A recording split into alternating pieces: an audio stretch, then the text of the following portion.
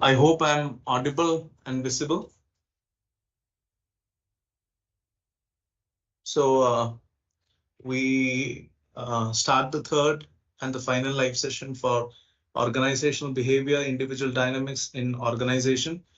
So this has been a course which has given immense satisfaction for me, especially because this is one of the core courses in my area specifically.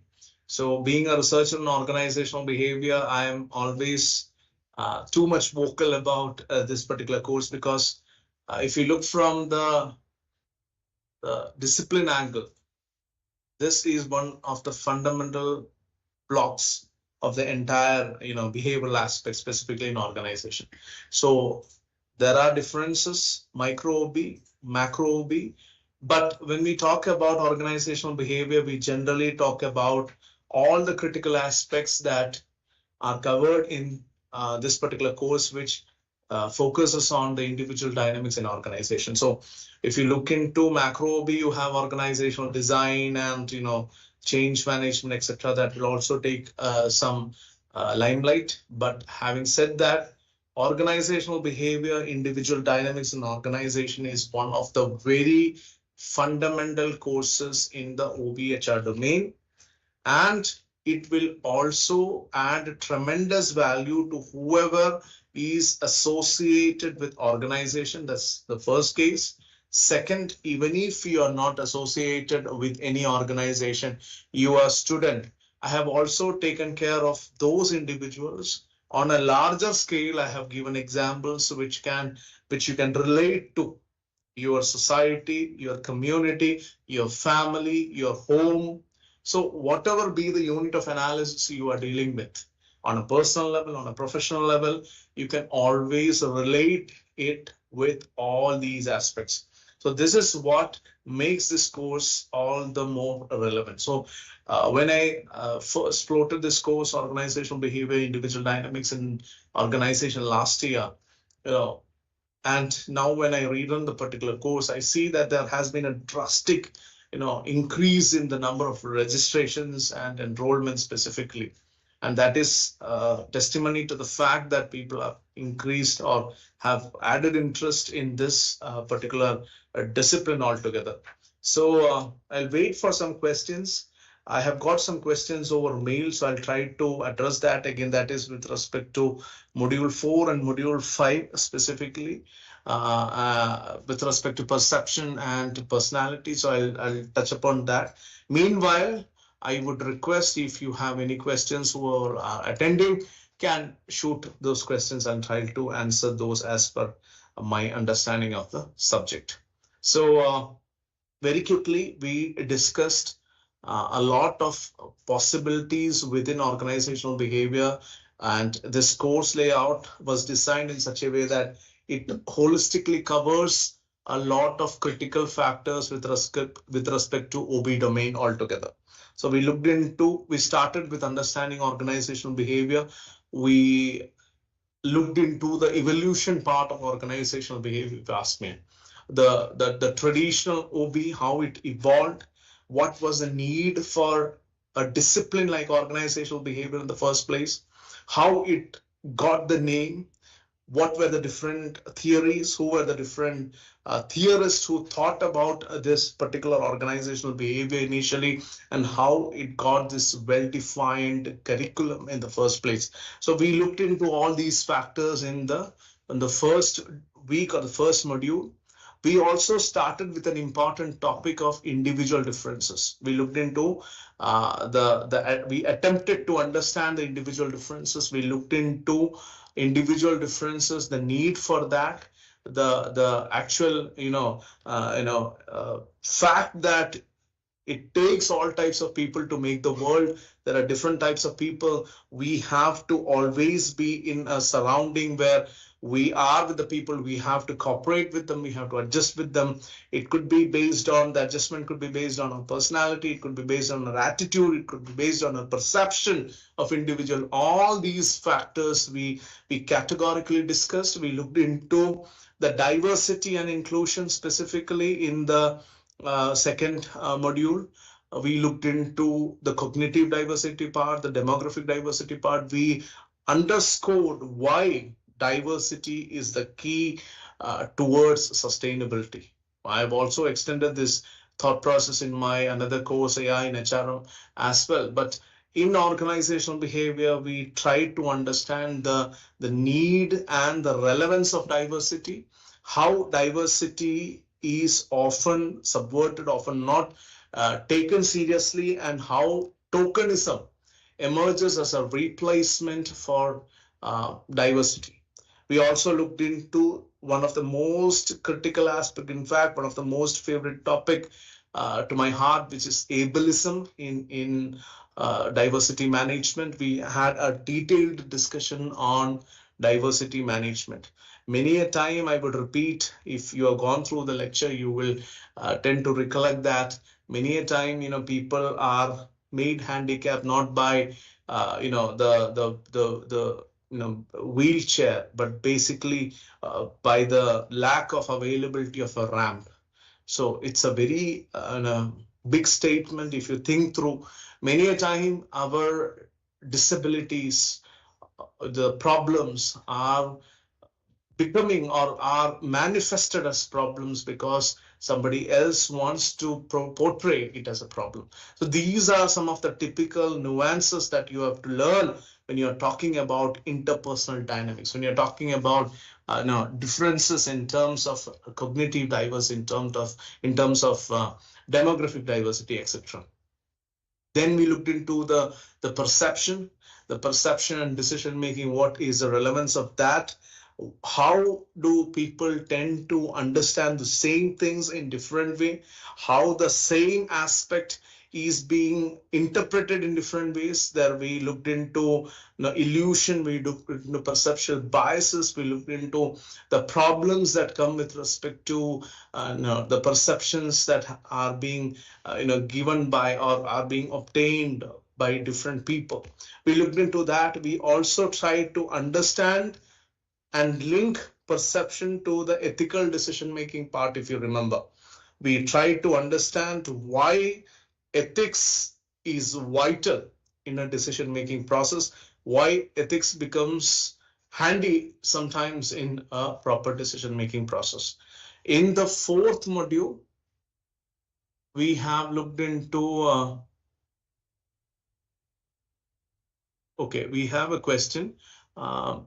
Simulation-based learning and action learning. So basically, this is a clear difference between the hands-on learning, what you are having based on your experience. Sometimes what happens is, let me personalize it, how I take it in the class. So recently I attended the Academy of Management conference in Chicago. There I ventured into some of the academic booths where some of the new softwares, new simulation, arrangements and some tools were displayed. So many of the publishers, many of the top companies are actually coming out with such tools and such, methods, methodologies, etc. So there's some demo versions are available, which we can also access. Or for academics, they have a different, pricing mechanism altogether. So my point I wanted to stress here is that they give us a lot of simulation-based learning mechanisms. So what happens is some of the real life case studies. So what B schools generally do is all about case study mechanism, which gives a practical insight into the real world scenario. But they have taken one step ahead. They are going with simulation-based learning.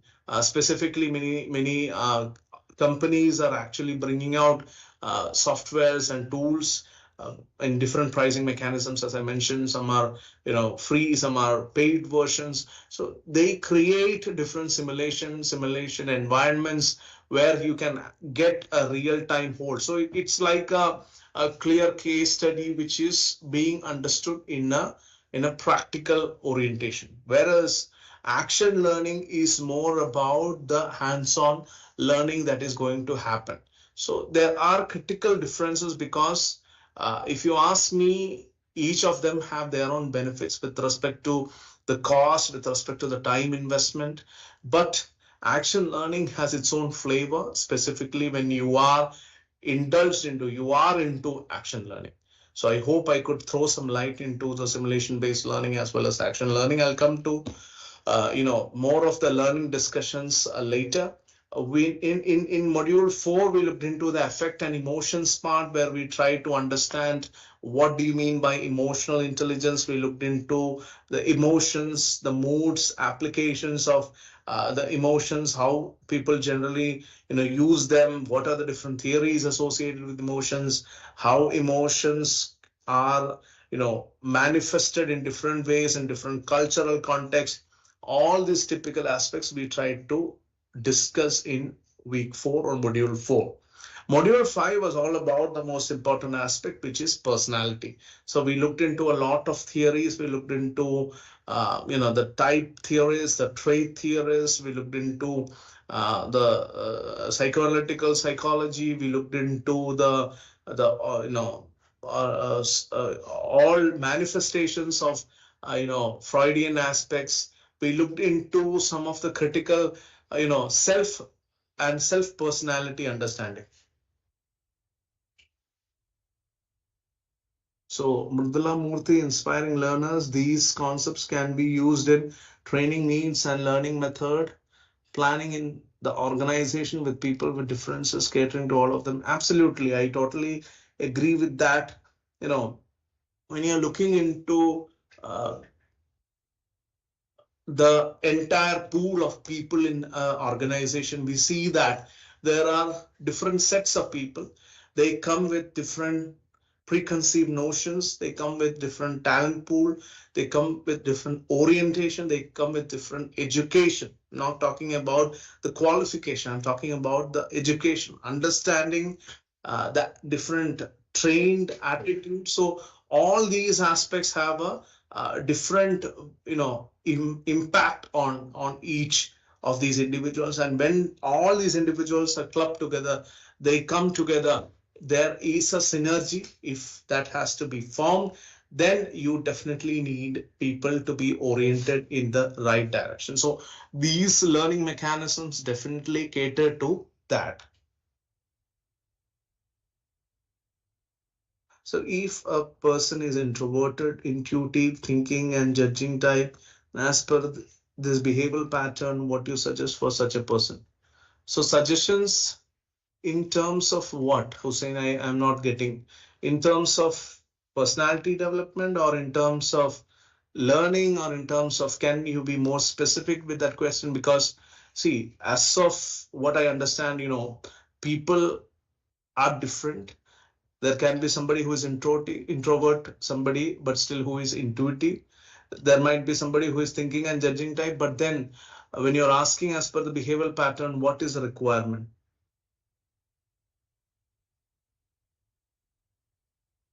Okay, so you have come up with another question, Hussein.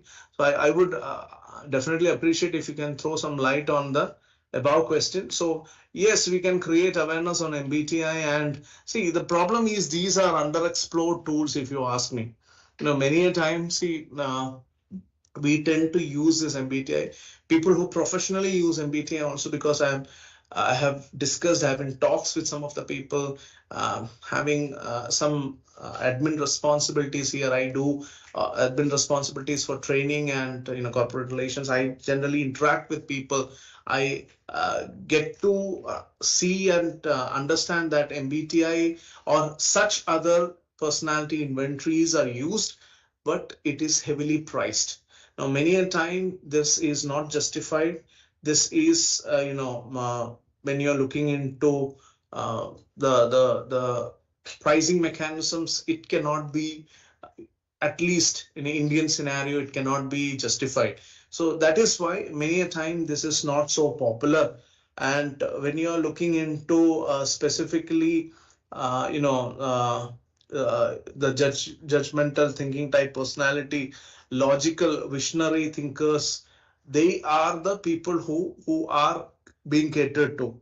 They are self-motivated, right? So coming back to your question on, can we create awareness MBTI, I will definitely say yes, we can, but then we do have a constraint, which is the economic part of that. So that is why that could be one of the reasons which I think why these tools are not very popular. Otherwise, there's no harm in using them. If see the recruitment, if you understand, one recruitment is a very costly affair, not only because of the time, cost, labor that is going in for a recruitment, but what happens if that particular recruit turns out to be a bad recruit. So this is also a question that runs in the back of the mind of all the recruiters. Recruitment as a process itself is expensive. It has its own cost considerations. But that said, what about, let's say, when we look into recruitment from a angle where you are getting a bad recruit? So this will turn the whole thing upside down. So the entire process goes for a toss, and the system has to stay with that particular individual for a long period of time because there is no way to throw him or her out. So this is a reason why you generally feel that you need to have such tests, such personality tests or some aptitude based test for the particular job. So this is what I would certainly want to communicate there.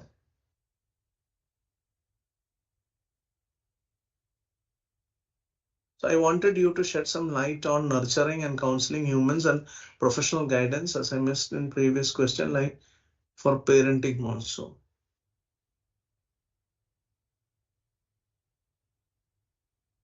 Okay, so basically what I understand, again, the question part is not clear, but what I understand is with respect to parenting, if you ask me, the best way is to go in for a democratic CRP, child rearing practice. So when that is there, then the kid also feels that no, there is a say of him or her in the family, in the household. So that will enable him or her to be more confident, more logical, and be more extrovert in terms of his dealings in a later period in time. So if that is what I can actually tell at this point in time. So inspiring learners, usually they use the Big Five personality test in selecting process. Yes, so that's what Mudula Murthy specifically. Lot of organizations, let's not deny the fact that a lot of organizations are making use of such inventories and such tools. But if you consider the entire set, it's a very small amount that organizations still are pretty much shying away from using such practices or such inventories or tests for the simple case that it is having some amount of cost that is attributed to that. So that is why people are staying away from that.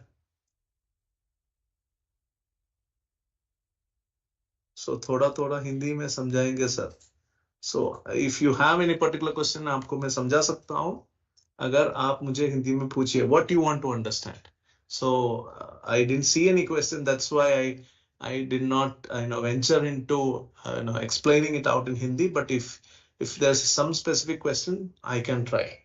So when we look into the other factors which were discussed in the other weeks, we looked into motivation. We looked into motivational differences in individuals. So most of the OB, when you ask anybody who has done an OB course, directly they come down to motivation. But over the entire course, you would appreciate now that why we started from diversity rather than motivation, why we started with respect to more of personality, understanding the perception, and then we came to motivation. So in motivation, we looked into the different theories that are associated with motivation. We looked into let's say the intrinsic motivation part, the extrinsic motivation part, theories that are already used and are pretty much effective in organizational context. We looked into that. Some of them can be extrapolated to your household, your community, your family, your society, your state, your region. So all these aspects we have typically discussed with existing case studies also. So I think there should not be any particular doubt with respect to that. we looked into learning part next, where we actually tried to look into different aspects of learning. We looked into, even we looked into the social cognitive theory, SCT, but specifically my thought process revolved around the behavioral theory. We tried to understand that, whatever the behavioral theorists were telling,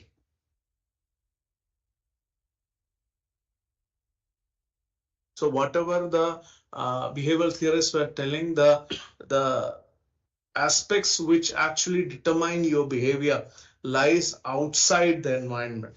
So this is what specifically was the entire premise of behavioral theories. So Anupam, behaviour में सबसे पहले क्या रखा जाएगा, talking या listening? सो behaviour में सबसे पहले लिसनिंग रखा जाएगा. The reason being that, many a time what happens is that you tend to listen to respond typically, right? Rather than we tend to listen to understand. So start with listening. आप समझने के लिए listen कीजिए. You look in for talking later. So listening is something which is more important. Listening is something which is, should act as a trigger for your behavior. That would be a better behavior if I'm able to, actually construe your question and understand your question in that way. Listening is a bigger quality. Listening is a better quality. If you listen properly, you tend to communicate properly, right? Okay. So as per Maslow's, what will do after you reach the top of the induce of journey and after actualization of beginning of new journey? So it's very, that's a very crude understanding, Hussein, because somebody reaching the self-actualization level, it's not a silly affair. So that's why it is kept at the top of the pyramid also. So it so happens that we can theoretically say that once this, then he goes there, then he goes there. But somewhere, even the critics to Abraham Maslow have said this, that, it is not like it's a discrete process. Always there will be something in between, right? So when you're talking that somebody is in the self-actualization at the top of the pyramid, it is said only from a theoretical front. I believe so. Practically, it is not possible, at least in the human life. It is something like nirvana. It is achieving that self-actualization means you are being separated from your typical existence. So that is not a common phenomenon. There are people, I'm not denying the fact, who have achieved that. But when you talk about on a regular basis, you're talking about the lesser mortals, you're talking about the human beings.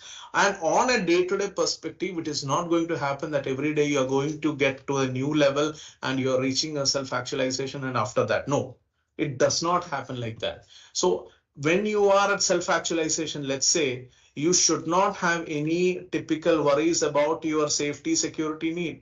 You should be detached from all the love, affection, affiliation of the entire world. So is that going to happen? Is that going to typically, exist? So this should be understood not as silos, but it's a continuous process. When you are claiming, or somebody is claiming that he or she is in the self-actualization mode, I would certainly tend to have, or I would certainly prefer to have an argument with him or her to know whether the self-actualization is exactly the self-actualization which is meant by Abraham Maslow, right? So that would be the answer for your question specifically.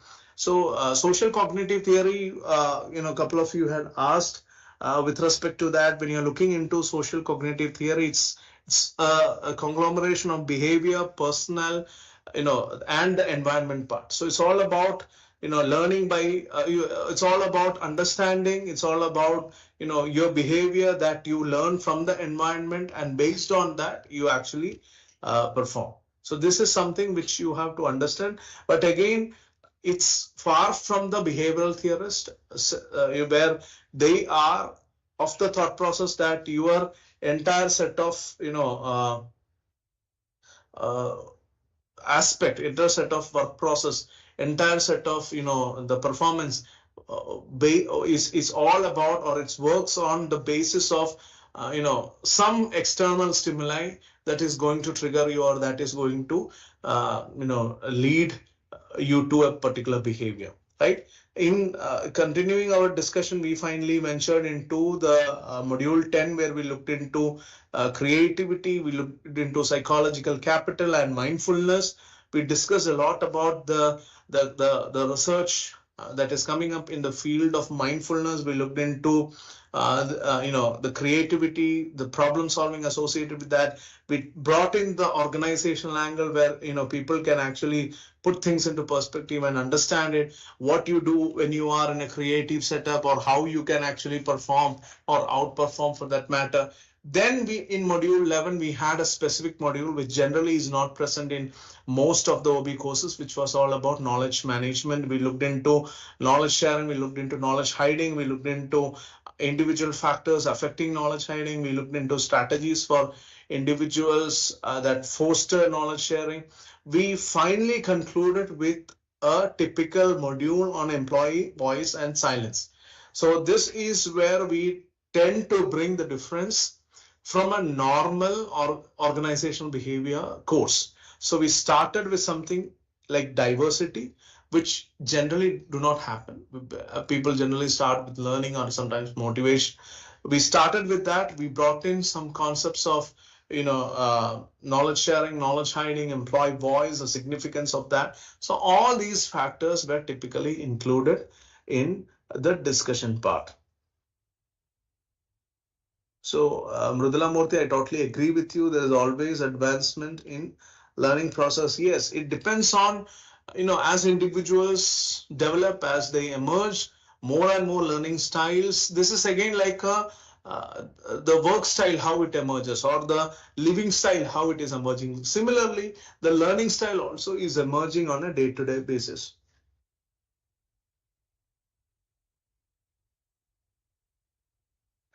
So, sir, doing self-actualization at night after hard work and fulfilling all of the needs is not actually, it is not self-actualization. It is not at all self-actualization.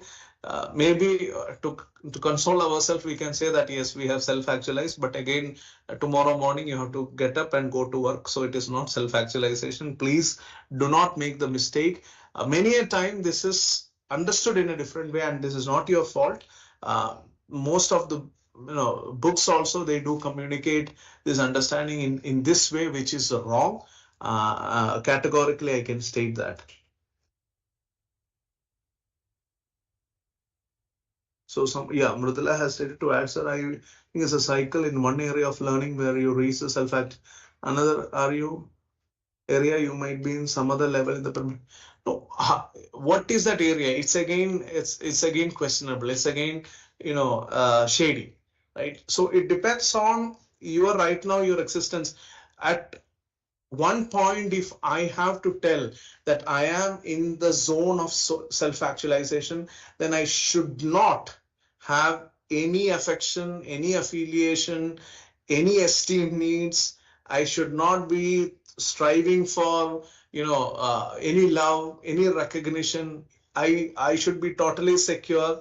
I should not have any insecurity. I should not have any security concerns. I should not have any physiological needs. So you do understand what you are talking about when you're talking about self-actualization.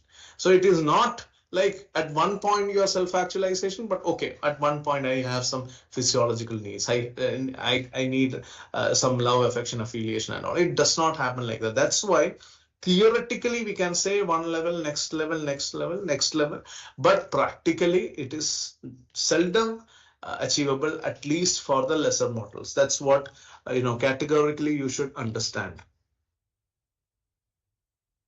So I think most of the questions we have answered. So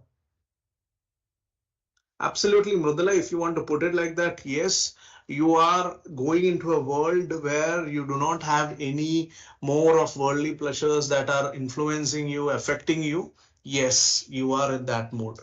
Absolutely.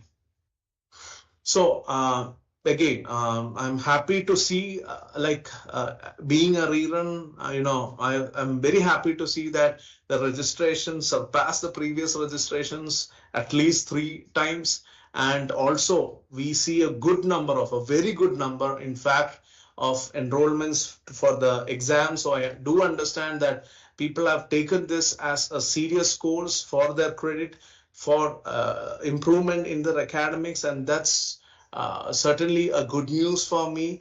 Certainly that's the biggest reward for any teacher, that people are listening to your course to understand it, rather than just a mere enrollment. So this is something that has been a positive thing, especially with respect to the organizational behavior course altogether. And in the entire set of organizational behavior course, I would definitely I have emphasized on the differences that individuals have. We emphasize this in diversity part, we emphasize this in the learning part, we emphasize this in the motivation part. All these aspects typically have one or the other way tried to address these particular differences. You look into motivation and you look into learning. Every single module I've tried to give you some tips which can be handy. So it need not be only a professionally oriented course, it can be taken as a personally oriented course also. So I thought of that element also while actually bringing out the course content specifically. That's why the 11th and 12th module was a bit personalized, much different from the actual courses or the regular textbooks. Again, I certainly emphasize on the scientific empirical research reports, research studies, etc. That's why in most of the modules I have discussed some typical research studies also, along with the practical case studies. So that should have been a greater point, I feel, or that might be the point which attracted. At least I got that feedback from many of you in return. So thank you again. Please understand that this course again is a part of my commitment to bring out new modules with respect to changing work environment, changing work contracts. We tend to bring out new such possibilities, especially in OB, like organizational behavior. This course we do have in our NPTEL Plus platform, some typical workshops that come every month. I'll try to bring out something. Recently we had one in the Junksi personality. Then we have paradoxical safety leadership coming up very soon in the month of April. Then in the month of May we have employee ambidexterity. So all these are connected to one particular thread, a thread which ascertains that these are the topics, emerging topics that are in the academic research. Now, many a time there's a big gap that exists between academic research and industry. So it's my attempt to actually bridge as far as possible that. So the fact of the matter is, I'm very thankful to all of you who have enrolled, who have undergone the assignment part. I do get often the emails and messages that I missed 1 or 2 assignments. What should I do? That's okay. That's perfectly fine.